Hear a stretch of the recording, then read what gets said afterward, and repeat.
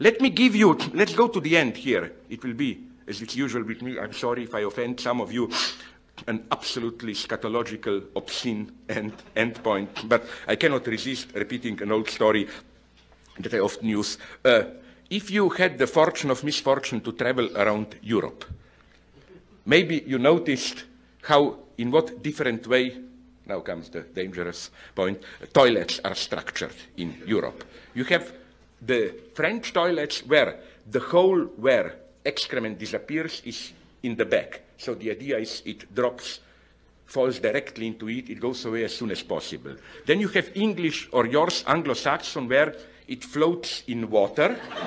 Then you have the German one, which is the most obscene, of course, which is that the hole is in front, and you have just a little bit of water in the hole, so that most of the bowl is a kind of a plateau. The idea is your excrement falls there to enable, it's an old disgusting German tradition that every morning you should inspect your bowl, sniff it, and so on to see, look for any traces of illness. If you don't believe me, go and look. It's quite a cultural shock.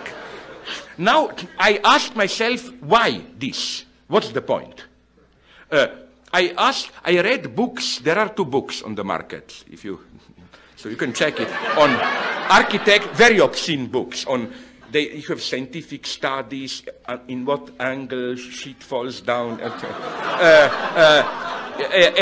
And they don't give an account of this. They simply, every book that I know or text plays this simple utilitarian cards. Oh, how is that the other guys don't see that ours is the most utilitarian, the most practical? But then it strikes me. Of course, things are more complex in reality. But basically, I claim this is the only account that I can imagine.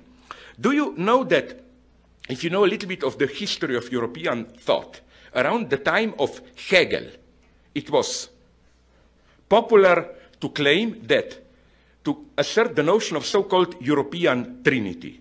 The idea being that Europe, as a spiritual entity, is structured around 3 poles. Each of them stands for a certain nation, for a certain political attitude, or attitude towards life, and for a certain level of social life. Germans are politically conservative.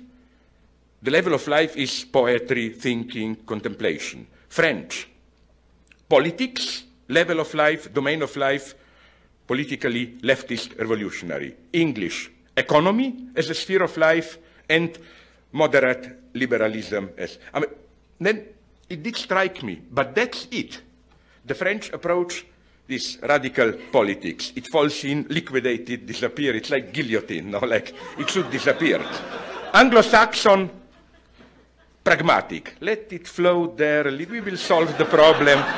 Germans, of course, poetry and contemplation. You contemplate, you look at... Now, crazy as this may sound, but believe me or not, in a way it is true. Let us say, that's my point, serious point that I want to make.